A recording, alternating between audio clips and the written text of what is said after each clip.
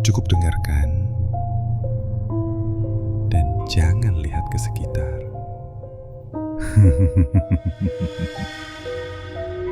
Selamat datang di Jangan Didengar Sendiri.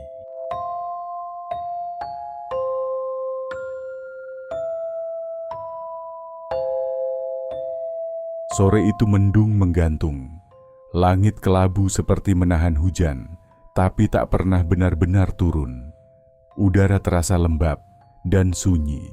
Sheila dan suaminya baru saja tiba di rumah masa kecil Sheila.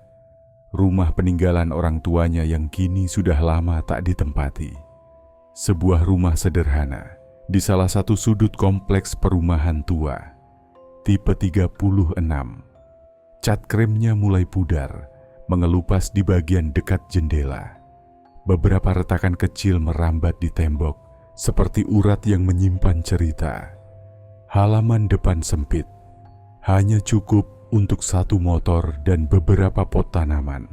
Tapi ada satu hal yang mencolok. Sebuah pohon mangga besar menjulang tepat di sisi pagar. Ranting-rantingnya menjorok ke atap, seperti tangan tua yang melindungi atau mungkin mengintai. Sore itu, Sheila dan suaminya membuka kardus-kardus pindahan, buku-buku lama, peralatan dapur, benda-benda yang menyimpan kenangan. Sesekali, Sheila memandangi sudut-sudut rumah itu. Ada rasa aneh di dadanya. Aneh tapi tidak asing, seperti berdiri di tengah mimpi yang pernah ia lupakan. Lalu ponselnya berdering. Nama ayah muncul di layar. "Gimana, Nduk? Renovnya udah kelar?" Suara ayahnya terdengar hangat, seperti biasa. "Udah, Pak. Ini kita lagi nyicil nata barang," jawab Sheila sambil tersenyum kecil. Ayahnya terdiam sebentar, lalu berkata pelan, "Kamu ingat nggak? Dulu waktu kecil kamu sering sakit-sakitan di rumah itu?" Sheila mengernyit. "Sakit-sakitan, yang bener, Pak. Aku nggak inget." "Iya. Tiap malam kamu demam nangis mimisan, sampai pernah kita mau bawa ke orang pintar, tapi ya mungkin kamu udah lupa." Telepon terputus, tapi kata-kata ayahnya menempel di kepala Sheila, mengendap, seperti sesuatu yang lama terkubur dan kini perlahan mulai bangkit. Malam itu, suasana rumah terasa ganjil. Listrik tiba-tiba padam, semua lampu mati, dan hanya tersisa bayangan gelap yang merambat dari sela-sela jendela. Udara makin lembab, seperti sore tadi. Sunyi, terlalu sunyi. Suaminya dan anak mereka sudah lebih dulu tertidur. Mereka kelelahan setelah seharian membongkar barang-barang, tapi Sheila masih duduk di ruang tengah. Bukan karena tak bisa tidur, tapi pikirannya gelisah. Kata-kata ayahnya sore tadi terus terngiang. "Kamu dulu sering sakit-sakitan di rumah itu." Ia tak ingat pernah sakit, tapi kenapa rasanya seperti ada yang membenarkan. Sheila berdiri perlahan, berjalan ke dapur, mengambil lilin kecil dari dalam laci, dan korek gas yang sudah mulai aus. Ia menyalakan korek, tapi cahaya apinya tidak normal. Api itu melengkung, membentuk huruf U yang sangat jelas. Nyala api itu tidak mengarah ke atas, seolah ada jari tak kasat mata yang menekannya dari atas. Sheila terdiam, tangannya mulai bergetar. Rasanya dingin, padahal tak ada angin, tak ada celah terbuka. Jendela terkunci, rumah tertutup rapat. Tapi kenapa api itu seperti hidup? Bulu kuduknya berdiri. Dalam kepanikan yang nyaris tak terdengar, ia langsung mematikan korek dan berlari kembali ke kamar. Menemukan suami dan anaknya masih tertidur pulas. Sheila langsung masuk ke bawah selimut, memeluk tubuh anaknya dengan erat, berharap apapun itu tidak ikut masuk. Malam itu, Sheila tidak langsung bisa tidur. Meski sudah kembali ke kamar dan memeluk anaknya erat, hatinya tetap tidak tenang. Pikirannya melayang ke masa kecil. Seperti ada kabut yang perlahan membuka jalan untuk kenangan-kenangan yang lama terkubur. Dan tiba-tiba, ia teringat satu malam yang dulu tak pernah ia pahami. Saat itu, Sheila masih kecil, sedang sakit demam, tubuhnya lemas, dan ia hanya bisa berbaring di atas kasur kecil di ruang tengah. Ibunya sibuk di dapur menyiapkan puyer. Ia ingat, suara lesung sendok kecil berbenturan dengan gelas. Lalu hening. Dari tempatnya berbaring, Sheila memandangi meja kecil di dekat sofa. Di atasnya ada gelas kecil berisi obat bubuk yang belum diaduk. Tiba-tiba, ada sesuatu, sosok hitam, besar, tidak jelas bentuknya. Tapi Sheila kecil tahu, itu bukan ibunya. Makhluk itu membungkuk dan mengaduk puyer itu perlahan dengan tangan panjang dan kasar, seperti ranting terbakar. Sheila hanya bisa diam, bukan karena tidak takut, tapi karena tubuhnya terlalu lemah untuk bergerak dan pikirannya yang masih polos tidak benar-benar tahu apa yang ia lihat. Setelah itu, semuanya mengabur. Sheila tak pernah membicarakannya. Dan seiring waktu, ia pikir itu cuma mimpi aneh.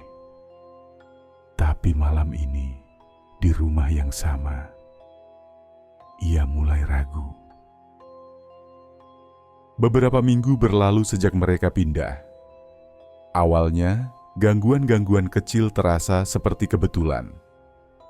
Tapi makin lama, rasanya semakin sering. Sheila mulai merasa tak sendiri saat berada di dapur. Seringkali, ketika sedang mencuci piring atau menyiapkan sarapan, ia merasa ada yang memperhatikannya dari ruang tamu. Tatapan yang dingin, yang tak bisa dijelaskan. Tapi semua itu masih ia simpan sendiri. Ia tidak ingin membuat suaminya khawatir. Apalagi, suaminya tidak pernah merasakan apa-apa. Hingga suatu malam, sekitar pukul 7 selepas Isya, Sheila baru pulang dari minimarket bersama anaknya. Udara malam lembab dan kompleks perumahan itu sunyi seperti biasa. Lampu-lampu jalan remang, hanya beberapa rumah yang masih menyala terang. Saat Sheila membuka pagar kecil rumah, ia mendengar anaknya berkata pelan, "Bu, lihat deh." Sheila menoleh ke arah yang ditunjuk. Anaknya menunjuk ke atas, ke pohon mangga besar di depan rumah. Pohon itu gelap, bayangannya menutupi separuh halaman. Daunnya diam, tidak bergerak. "Ada tante cantik," kata anaknya sambil tersenyum kecil. "Di atas pohon, kayak Barbie." Sheila langsung menghentikan langkah. Matanya menatap tajam ke arah pohon, tapi tak ada siapa-siapa. Hanya bayangan gelap yang diam membeku di antara ranting. Anaknya masih menatap ke atas, seolah melihat sesuatu yang tidak bisa dilihat oleh orang dewasa. Tatapannya polos, tidak takut, justru seperti sedang mengagumi. Sheila menggenggam tangan anaknya kuat-kuat dan mengajaknya masuk cepat-cepat, tanpa berkata sepatah kata pun. Beberapa malam setelah kejadian pohon mangga, Sheila kembali merasa ada yang tidak beres. Waktu menunjukkan pukul 2 dini hari. Seluruh rumah gelap. Lampu lorong kecil sengaja dinyalakan, hanya sebagai penerang redup. Sheila terbangun karena merasa ingin ke kamar mandi. Suaminya dan anaknya masih tertidur lelap. Langkahnya pelan saat keluar dari kamar, dan saat melewati lorong, ia mendengar sesuatu. Klik. Suara kenop pintu yang pelan, seperti ditarik dari dalam. Sheila menoleh ke arah ruang tamu. Di ujung lorong, pintu utama rumah perlahan terbuka sendiri. Engselnya berdecit pelan dan daun pintu bergerak, seperti didorong oleh angin lembut. Padahal semua jendela tertutup. Tidak ada aliran udara. Sheila membeku. Jantungnya berdetak lebih cepat, tapi ia tidak melangkah. Hanya berdiri mematung, matanya menatap pintu yang kini terbuka sedikit.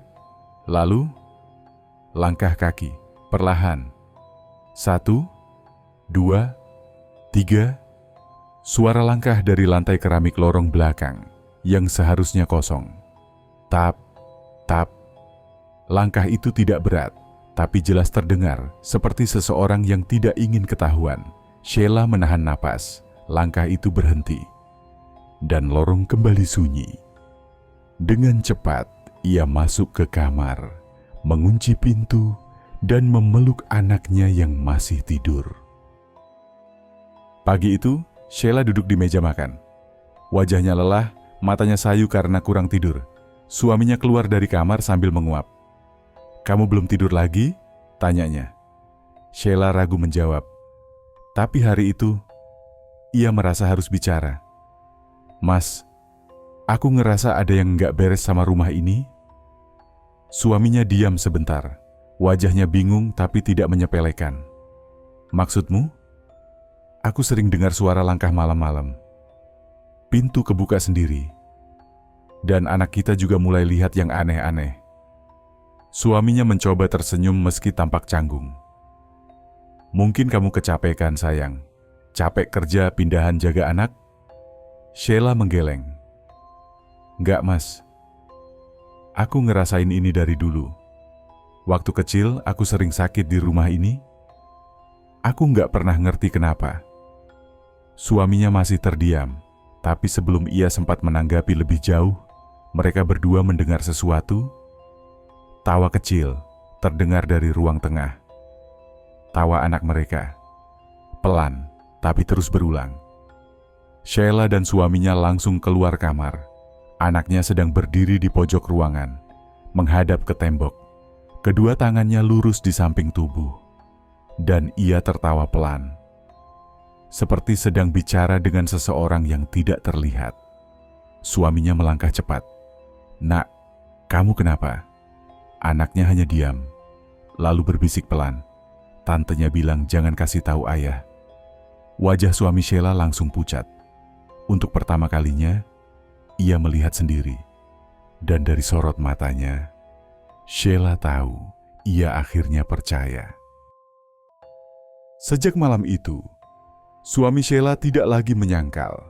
Mereka berdua sepakat untuk sementara pindah tinggal di rumah ibunya. Sheila tidak pernah benar-benar bicara ke siapapun soal semua kejadian itu. Tapi setiap malam, ia masih terbangun dengan perasaan yang sama. Ada sesuatu di rumah itu, bukan sekadar kenangan masa kecil, tapi sesuatu yang diam, mengawasi, dan menunggu. Anaknya pun perlahan mulai membaik. Tidak lagi bicara dengan tante dari atas pohon, dan tidak lagi berdiri di sudut ruangan sambil tertawa sendiri. Namun dalam hati Sheila, ia tahu, apapun yang dulu bersamanya waktu kecil, mungkin belum benar-benar pergi. Dan kini, ia hanya bisa berharap apa yang diwariskan padanya tidak sepenuhnya diturunkan pada anaknya. Cerita kali ini berdasarkan kisah nyata, kiriman dari salah satu pendengar kami, Tuan Bayu. Terima kasih atas kepercayaan dan cerita yang telah dibagikan. Bagi kalian yang punya kisah serupa, silakan kirimkan ke kami. Siapa tahu akan kami angkat di episode berikutnya. Dan terima kasih untuk teman-teman yang sudah mendengarkan sampai akhir. Mohon maaf apabila ada kesalahan atau kekeliruan yang tidak disengaja. Sampai jumpa di kisah berikutnya.